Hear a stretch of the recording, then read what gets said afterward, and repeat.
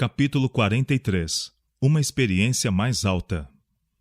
Necessitamos constantemente de uma revelação nova de Cristo, de uma experiência diária que se harmonize com seus ensinos. Estão ao nosso alcance resultados altos e santos.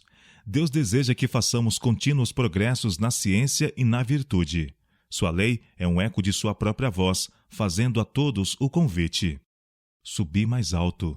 Sede santos, mais santos ainda. Cada dia podemos avançar no aperfeiçoamento do caráter cristão. Os que estão consagrados ao serviço do Mestre necessitam de uma experiência mais alta, profunda e ampla que muitos nem sequer pensam ter.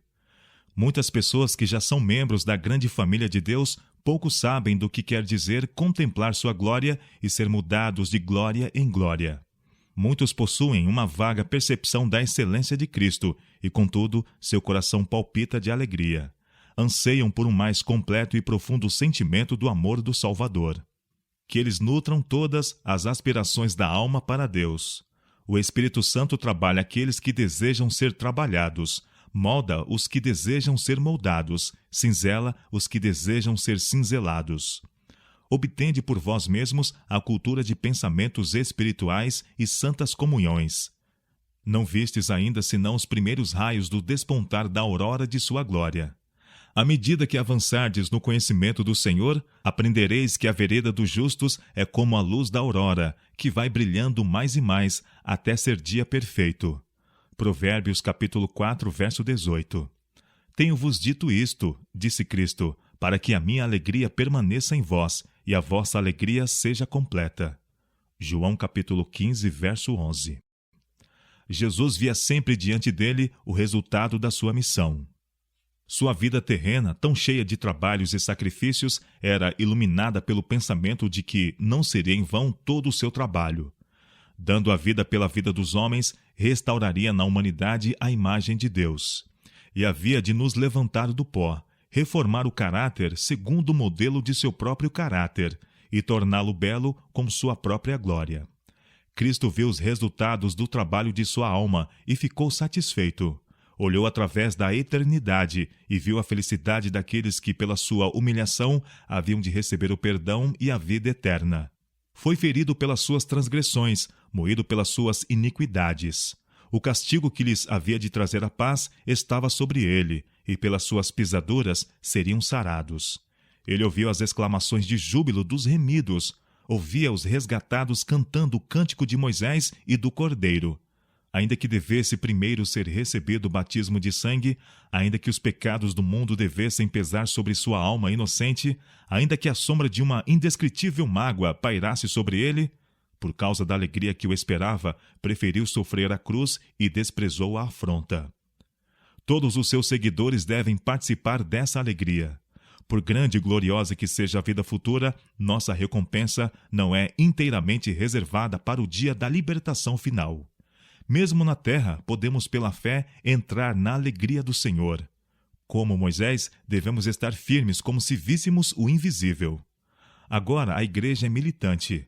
Agora temos de enfrentar um mundo de trevas quase inteiramente dado à idolatria. Mas está chegando o dia em que será travada a batalha e ganha a vitória. A vontade de Deus deve ser feita na terra como é nos céus. As nações dos remidos não conhecerão outra lei senão a lei dos céus. Todos serão uma família unida e feliz, revestida com as vestes do louvor e ações de graças, as vestes da justiça de Cristo.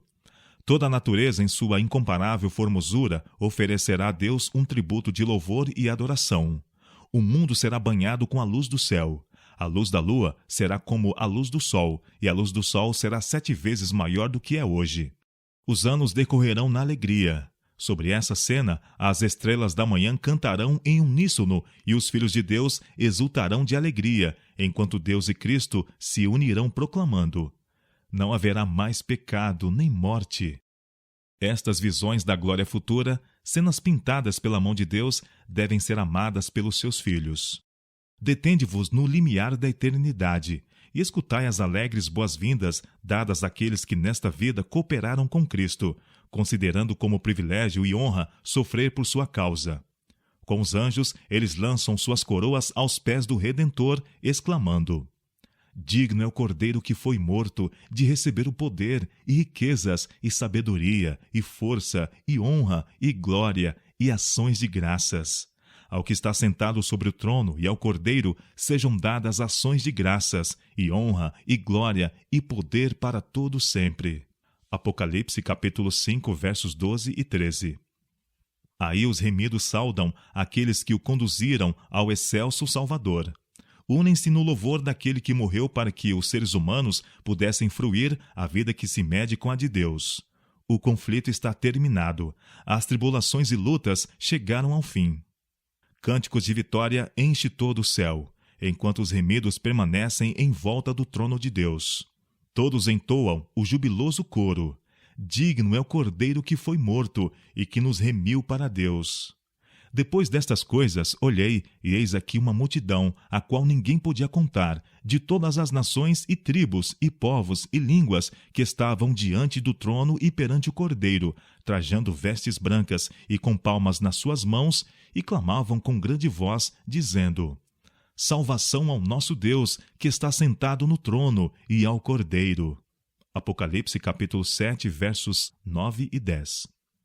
Estes são os que vieram de grande tribulação, lavaram as suas vestes e as branquearam no sangue do Cordeiro. Por isso, estão diante do trono de Deus e o servem de dia e de noite no seu templo. E aquele que está sentado sobre o trono os cobrirá com a sua sombra. Nunca mais terão fome, nunca mais terão sede. Nem sol, nem calma alguma cairá sobre eles, porque o Cordeiro que está no meio do trono os apacentará e lhes servirá de guia para as fontes das águas da vida. E Deus limpará de seus olhos toda lágrima. Apocalipse capítulo 7, versos 14 a 17. E não haverá mais morte, nem pranto, nem clamor, nem dor, porque as primeiras coisas são passadas. Apocalipse capítulo 21, verso 4. Necessitamos conservar constantemente diante de nós esse quadro das coisas invisíveis.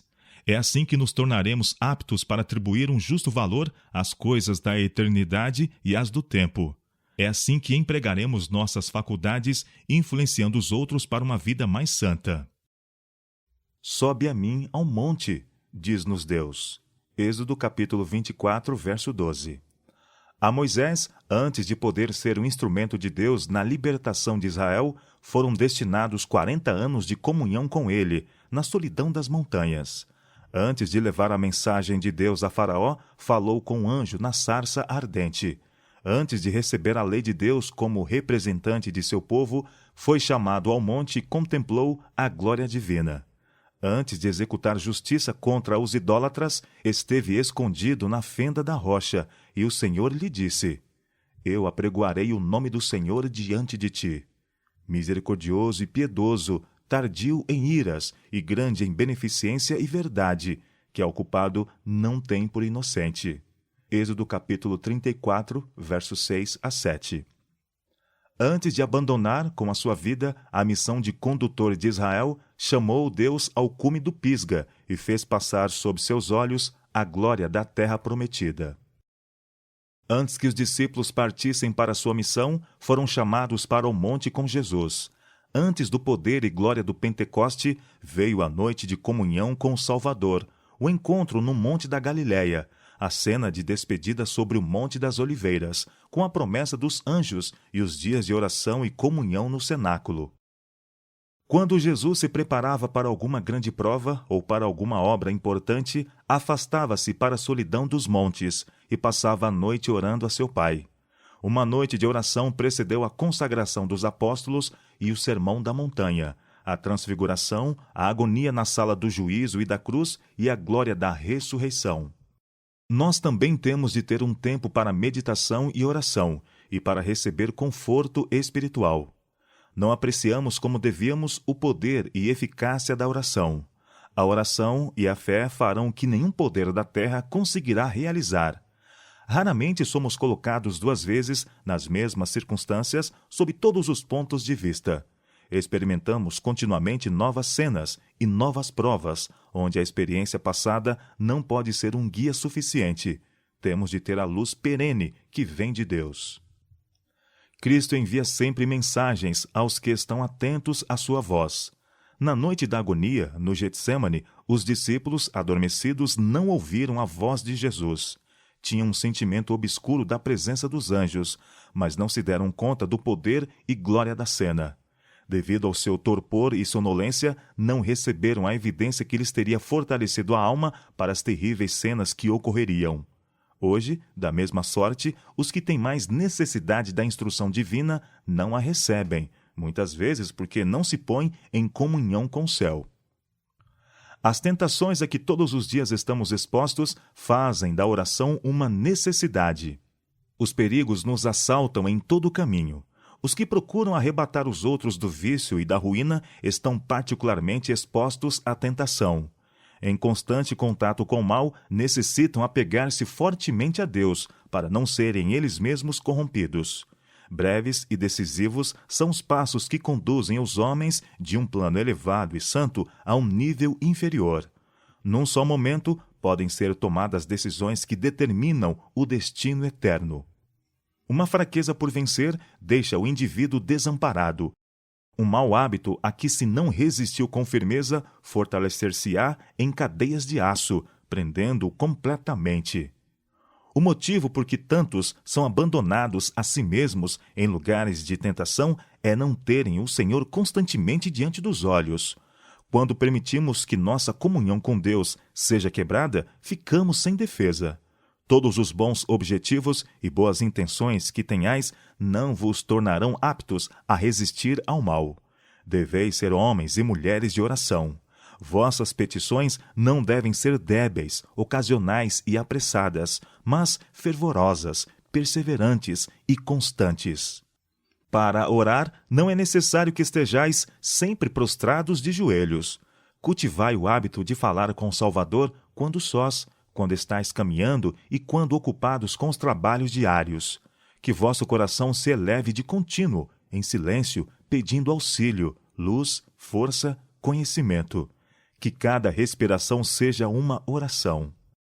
Como obreiros de Deus, devemos atingir os homens onde eles estão, rodeados de trevas, atolados no vício, manchados pela corrupção. Mas, fixando os olhares sobre aquele que é o nosso sol e a nossa proteção, o mal que nos rodeia não manchará nossas vestes. Trabalhando para salvar as almas que estão prestes a perecer, não seremos envergonhados se pusermos confiança em Deus. Cristo no coração, Cristo na vida, eis a nossa segurança. A atmosfera de sua presença encherá a alma do horror a tudo que é mal. Nosso espírito pode de tal maneira identificar-se com o seu que seremos um com ele em nossos pensamentos e intenções. Foi pela fé e oração que Jacó, de homem fraco e pecador, com auxílio de Deus, se tornou um príncipe. É assim que vos podeis tornar homens e mulheres de santo e alto ideal, de vida nobre, homens e mulheres que por motivo nenhum se deixarão transviar da verdade, do direito e da justiça. Sois assaltados por urgentes cuidados, responsabilidades e deveres, mas quanto mais difícil for vossa posição e mais pesada vossas responsabilidades, tanto mais carecereis de Jesus. É um erro grave negligenciar a adoração pública de Deus. Os privilégios do culto divino não devem ser considerados levianamente. Os que assistem aos doentes encontram-se muitas vezes impossibilitados de desfrutar desses privilégios, mas devem ser cuidadosos em não deixar de frequentar, sem razão plausível, a casa de oração. Na assistência aos doentes, mais do que em qualquer outra ocupação secular, o bom êxito depende do espírito de consagração e abnegação com que o trabalho é feito. Os que desempenham responsabilidades carecem de se colocar onde possam ser profundamente impressionados pelo Espírito de Deus. Mais do que ninguém, deveis ansiar pelo auxílio do Espírito Santo e pelo conhecimento de Deus, tanto mais quanto vossa posição de confiança é de maior responsabilidade que a dos outros. Nada é mais necessário em vossos trabalhos do que os resultados práticos da comunhão com Deus. Devemos mostrar em nossa vida diária que temos paz e descanso no Senhor. Essa paz no coração resplandecerá na fisionomia, imprimirá a vós uma força persuasiva. A comunhão com Deus refletirá no caráter e na vida. Os homens conhecerão em nós como nos primeiros discípulos que estivemos com Jesus. Eis o que dá ao obreiro um poder que nada mais será capaz de lhe comunicar. Jamais devemos permitir ser privados de tal poder. Carecemos de viver uma dupla vida, vida de pensamento e de ação, de silenciosa prece e infatigável trabalho. A energia recebida pela comunhão com Deus, unida ao ardente esforço de educar o espírito em hábitos ponderados e cautelosos, preparam para os deveres de cada dia e conservam o espírito em paz em todas as circunstâncias, ainda as mais adversas. Quando estão em dificuldades, muitos pensam que devem apelar para algum amigo terrestre, contar-lhe sua perplexidade e pedir-lhe socorro. Sob circunstâncias difíceis, a descrença enche-lhes o coração e o caminho parece sombrio. Contudo, ali está sempre a seu lado o poderoso e eterno conselheiro, convidando-os a depositar nele sua confiança. Jesus, o que sobre si levou nossos cuidados, diz-nos: Vinde a mim e encontrareis descanso. Afastar-nos-emos dele para recorrer a falíveis seres humanos, tão dependentes de Deus como nós próprios? Podeis sentir a imperfeição do vosso caráter e a insignificância das vossas capacidades em comparação com a grandeza da obra. Mas, ainda que tivesseis a maior inteligência, isso não bastaria para vosso trabalho. Sem mim, nada podereis fazer, diz nosso Senhor e Salvador. João capítulo 15, verso 5. O resultado de tudo o que fazemos está nas mãos de Deus. Suceda o que suceder, deponde nele uma confiança firme e perseverante. Em vossos negócios, nas amizades das horas de lazer e na aliança matrimonial, que todas as relações sociais que tiverdes sejam empreendidas com fervorosa e humilde oração.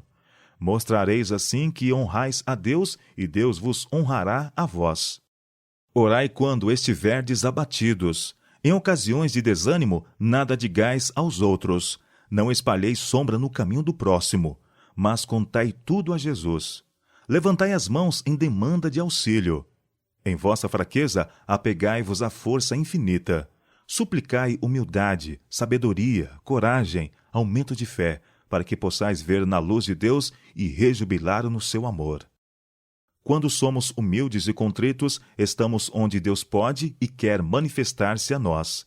Ele se agrada quando insistimos em que as graças e bênçãos passadas são razão para nos conceder bênçãos maiores. Ultrapassará as expectativas dos que inteiramente nele confiam. O Senhor Jesus sabe bem o que seus filhos precisam, quanto de divino poder consagrarão para o bem da humanidade, e Ele nos concede tudo o que empregarmos, beneficiando o próximo e enobrecendo nossa própria vida. Devemos ter menos confiança no que podemos por nós mesmos fazer, e mais confiança no que o Senhor, para nós e por nós, pode fazer.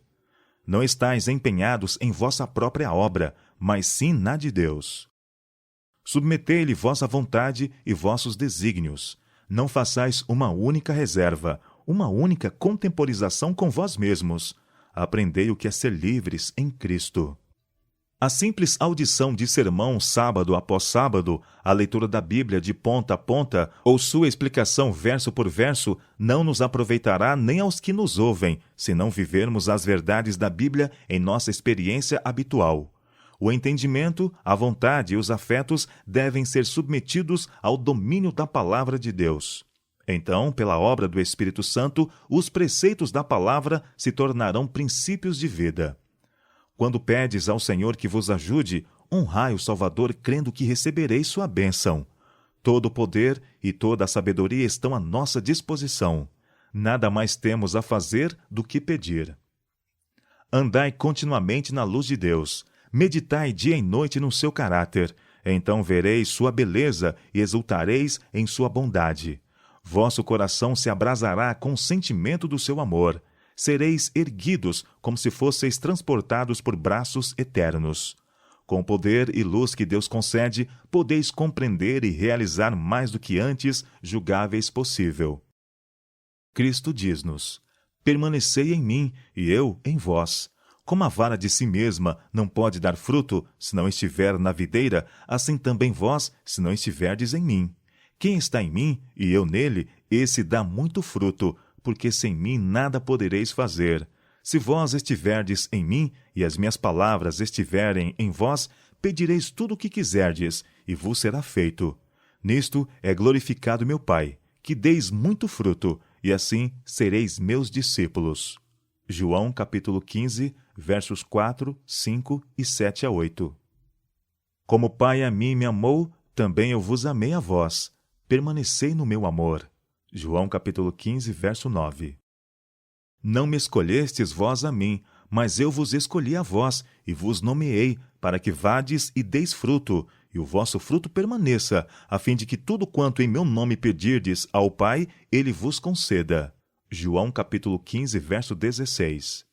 Eis que estou à porta e bato. Se alguém ouvir a minha voz e abrir a porta, entrarei em sua casa e com ele cearei, e ele comigo. Apocalipse capítulo 3, verso 20. Ao que vencer, darei eu a comer do maná escondido, e dar-lhe-ei uma pedra branca, e na pedra um novo nome escrito, o qual ninguém conhece, senão aquele que o recebe. Apocalipse capítulo 2, verso 17. Ao que vencer, dar-lhe-ei a estrela da manhã. E escreverei sobre ele o nome do meu Deus, e o nome da cidade do meu Deus, e também o meu novo nome. Apocalipse capítulo 3, verso 12. Aquele que tem confiança em Deus estará apto a dizer com Paulo: posso todas as coisas naquele que me fortalece. Filipenses capítulo 4, verso 13. Quaisquer que tenham sido os erros ou insucessos do passado, podemos, com o auxílio de Deus, levantar-nos acima deles. Podemos dizer com o apóstolo: uma coisa faço, e é que, esquecendo-me das coisas que atrás ficam e avançando para as que estão diante de mim, prossigo para o alvo, pelo prêmio da soberana vocação de Deus em Cristo Jesus. Filipenses capítulo 3, versos 13 a 14.